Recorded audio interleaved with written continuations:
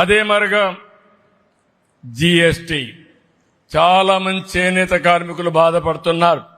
ఈరోజు జీఎస్టీ ఉంది, దీనివల్ల మా వృత్తికి ప్రోత్సాహం లేదు, జీఎస్టీ తీసేస్తే మాకు ఉపాధి దొరుకుతుందని ఆలోచిస్తున్నారు. అందుకే హామీ ఇస్తున్నాం, జీఎస్టీ తీసేయడానికి నేను ప్రయత్నం చేస్తా. ఒకవేళ తీసేయలేకపోతే మీరు ఎవరైతే చేనేత కార్మికులు ఉన్నారో రీఎంబర్స్మెంట్ ఇచ్చే విధానాన్ని తీసుకొస్తానని చెప్పి నేను హామీ ఇస్తున్నా. ముందు జీఎస్టీ కౌన్సిల్లో రైజ్ చేస్తాం, అక్కడ ఒప్పుకుంటే సరే, కాకపోతే తిరిగి మీరు కట్టిన డబ్బులు జీఎస్టీది మీకిచ్చే బాధ్యత ఈ ప్రభుత్వాన్ని చెప్పి మరొక్కసారి మీ అందరికీ హామీ ఇస్తున్నా. దీనికి ఎంత అవుతుందో ఎస్టిమేట్ చేయాల్సిన అవసరం ఉంది. ఇది కూడా ఎస్టిమేట్ చేస్తాం.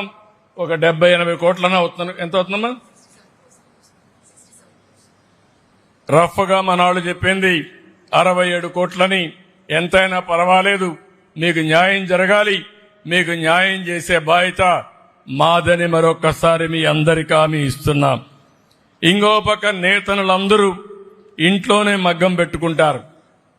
ఓసారి ఇంట్లో అవకాశాలు లేవు, ఇంట్లో మగ్గం పెట్టుకునే పరిస్థితి ఉంటే ఇంట్లోనే పెట్టిస్తాం.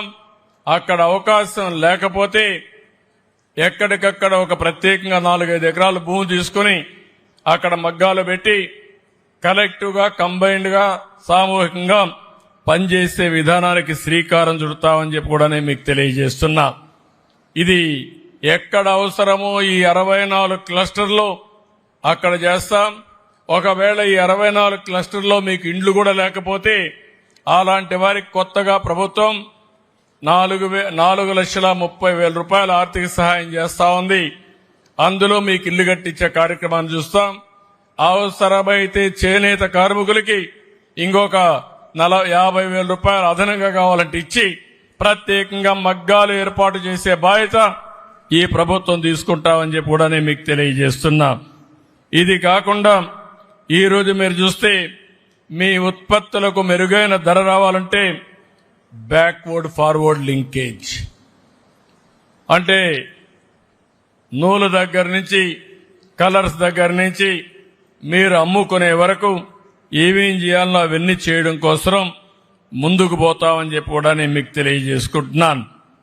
నేను ఒకటే రాష్ట్రంలో ఉండే ప్రతి ఒక్కరిని కోరుతున్నా, కనీసం నెలకొక్క రోజైనా సరే మనం అందరం కూడా చేనేత వస్త్రాలు ధరించాలి, ఒక ఆదర్శంగా ఉండాలి.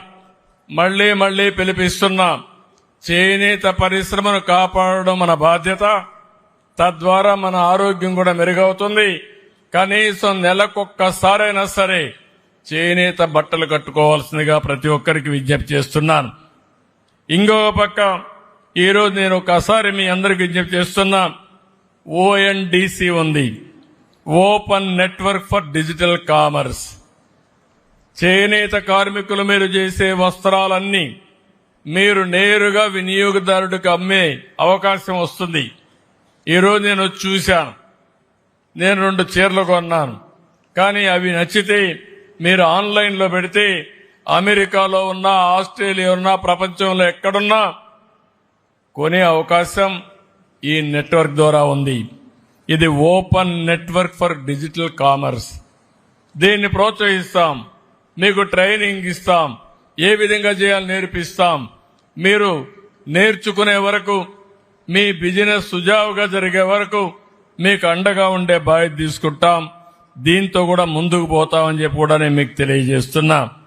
ఇంకో పక్క చేనేత సహకార సంఘాల పాలక మండలి గడువంతా ముగుస్తా ఉంది. నేను ఒకటే మీ అందరినీ కోరుతున్నా, ఈ వ్యవస్థ బలపడాలంటే, నిలదొక్కోవాలంటే మీలో కూడా చైతన్యం రావాలి. కొంతమంది నాయకులు ఉంటారు, ఆ నాయకులు చెప్పారు కాబట్టి మేము పెడతామని మీరు అనుకుంటే దానివల్ల మీకు నష్టం వస్తుంది. అట్లా కాకుండా మీరు చేయాల్సింది, ఈ పరిశ్రమ నిలదొక్కోవాలంటే సమర్థవంతమైన సభ్యుల్ని, మేనేజ్మెంట్ ని మీరు పెట్టుకోవాల్సిన అవసరం. సమర్థవంతమైన వ్యవస్థకు మీరు శ్రీకారం చుట్టాలి. ఎక్కడికక్కడ మంచి సభ్యుల్ని మీరు ఎంపిక చేసుకోవాలి. తద్వారా నేను ఒకటి హామీ ఇస్తున్నా, భవిష్యత్తులో ఈ ఆర్గనైజేషన్ ఇంకా పటిష్టం చేసి ఏ విధంగా ముందుకు తీసుకుపోవాలో తీసుకెళ్తాం. ప్రస్తుతం ఆప్కో సంస్థ అయితే 100 షోరూముల ద్వారా చేనేత వస్త్రాలను మార్కెటింగ్ చేస్తున్నారు. నేనే ఆ రోజు దీనికి శ్రీకారం చుట్టాను. దీన్ని ఇంకా ఎఫెక్టివ్ గా ముందుకు తీసుకుపోతాం. వాళ్లకు రావాల్సిన బకాయిలపైన దృష్టి పెడతాం. ప్రభుత్వ ప్రైవేట్ రంగాలు కూడా ప్రోత్సహించే విధంగా దీన్ని ఏర్పాట్లు చేస్తాం.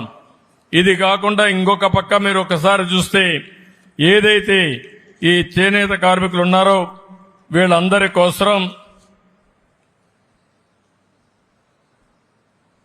ప్రధానమంత్రి సూర్య గారి ఒక ప్రోగ్రాం ఉంది. ఇంటి దగ్గరనే కరెంటు ఉత్పత్తి చేసుకోవడం. ఒకప్పుడు కరెంటు ఉత్పత్తి చేసుకోవాలంటే ఎక్కడో ఉత్పత్తి చేసి వస్తే వచ్చేది, లేకపోతే లేదు. ఇప్పుడు సోలార్ ఎనర్జీలో ఎన్నో మార్పులు వచ్చాయి. రెవల్యూషనరీ చేంజెస్ వచ్చాయి. నేను ఒకటే ఆలోచిస్తున్నాను, ఎవరైతే ఈరోజు 200 యూనిట్లు ఉచితంగా కరెంట్ ఇస్తా అన్నామో మీరు ₹1 ఖర్చు పెట్టకుండా మీ ఇంటి పైనే సోలార్ ప్యానెల్స్ పెట్టి 200 యూనిట్లు కరెంట్ ఉత్పత్తి చేసే విధంగా నేను ఏర్పాటు చేస్తానని మీ అందరికీ హామీ ఇస్తున్నా. ఒకవేళ మీరు ఎప్పుడన్నా కరెంటు రాత్రిలో వాడుకోవాలంటే రాత్రిలో కరెంటు ఇస్తూ మీరు పగటి పూట కరెంటు ఉత్పత్తి చేస్తే ఆ కరెంటు కూడా డిపార్ట్మెంట్ తీసుకునే ఏర్పాటు చేస్తా, గవర్నమెంట్ తీసుకునే ఏర్పాటు చేస్తాం. అంటే మీరు ఎప్పుడు ఉత్పత్తి చేసినా మీరు వాడుకోవచ్చు, మిగిలింది డిపార్ట్మెంట్కి ఇవ్వచ్చు. మళ్ళీ మీకు ఎప్పుడు కావాలంటే కరెంటు మీరు వాడుకోవచ్చు, అది డిపార్ట్మెంట్ మీకు ఇస్తుంది.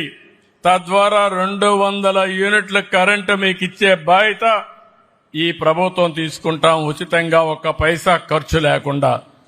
నేను దీనికి కూడా ఈ రోజే డిపార్ట్మెంట్కి ఒకటే చెప్తున్నా, దీన్ని ఇమ్మీడియట్ గా టేకప్ చేయాలి. ఎన్ని కుటుంబాలుంటే చేనేత కుటుంబాలు అన్ని కుటుంబాలకు ఇస్తాం. హ్యాండ్లూమ్కే కాకుండా పవర్ లూమ్స్ కూడా దీన్ని అన్వయిస్తాం. వాళ్ళకు కూడా ఎన్ని యూనిట్లు ఖర్చు అవుతుందో అన్ని యూనిట్లు ఉత్పత్తి చేసుకునే విధంగా ఉచితంగా సోలార్ ప్యానెల్స్ పెట్టి కరెంట్ ఇచ్చే బాధ్యత ఈ ప్రభుత్వం తీసుకుంటామని చెప్పి కూడా నేను మీకు తెలియజేసుకుంటున్నాను. అదే మరి ఇంకొక విషయం కూడా గుర్తుపెట్టుకోవాల్సిన అవసరం ఉంది. పర్యావరణ అవసరాల దృష్ట్యా సహజ రంగులకు ప్రోత్సాహం ఇవ్వాలి, నేచురల్ కలర్స్ కు ప్రోత్సాహం ఇవ్వాలి. దీన్ని ముందుకు తీసుకుపోవాల్సిన అవసరం ఉంది. పరిస్థితులు మారుతున్నాయి. మారిన పరిస్థితులకు అనుగుణంగా మనలో కూడా ఒక చైతన్యం రావాలి. అప్పుడే మనం అనుకున్న లక్ష్యాలు మనం నెరవేరుస్తాం. నేను చాలా మందికి చాలా సార్లు చెప్తున్నాను, ప్రత్యేకంగా చేనేత కార్మికులకు చెప్తున్నా, ఈరోజు మీలో ఒక చైతన్యం రావాల్సిన అవసరం ఉంది. ఎన్ని రోజులైనా మన సమస్యల్ని బాధపడుతూ ఆలోచించుకుంటూ మన కాలక్షేపం చేస్తే మన జీవితాల్లో వెలుగులు రావు. నేను ఒకటి అందరికంటే మళ్లీ చెప్తున్నా, నేను వెనుకబడిన వర్గాలకు అండగా ఉంటానని చెప్పాను. అందులో అన్ని వెనుకబడిన వర్గాల కంటే చేనేత కార్మికులు చాలా వెనుకబడి ఉన్నారు, ఇబ్బందులున్నాయి. దీన్ని అర్థం చేసుకున్నాం. అందుకే మీకు చేయూతనివ్వడానికి ప్రభుత్వం సిద్ధంగా ఉన్నాం. అన్ని విధాలు అండగా ఉంటాం. డిపార్ట్మెంట్ కూడా చెప్తున్నాం, 64 క్లస్టర్స్ ఉన్నాయి.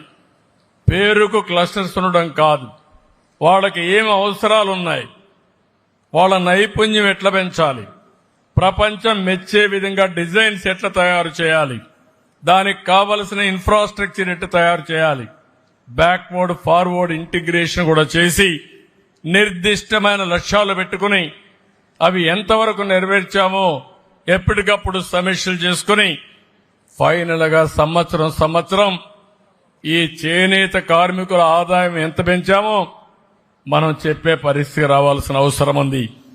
అలాంటి ఒక జవాబుదారీ వ్యవస్థకు శ్రీకారం చుడతాం. మీకు ఏమాత్రం కూడా ముందు మారిగా నేను ఒక మాట చెప్పాను, 95 CBN గా ఉంటానని చెప్పాను.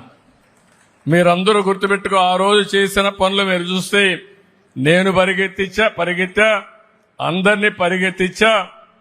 ఈరోజు దాని నమూనే హైదరాబాద్. ఆ రోజు అందరినీ పరిగెత్తించాం. నూతనమైన పాలసీలు విధానాలు తీసుకొచ్చాం. దాని విధానమే మీరు చూస్తే ఆ రోజు చదువుకున్న ఐటీ ప్రొఫెషనల్స్ ఇప్పుడు అమెరికాలో పోతే highest per capita income $1,20,000 Vijayawada నుంచి ఆంధ్రప్రదేశ్ నుంచి పోయిన వాళ్ళు అమెరికాలో సంపాదిస్తున్నారు. అమెరికాలో పుట్టిన అమెరికన్స్ ఆదాయం $65,000, అంటే వాళ్ళకంటే డబుల్ ఇన్కమ్ అంది. అదే మరి వేరే దేశస్తులు కూడా అమెరికాకు పోయారు.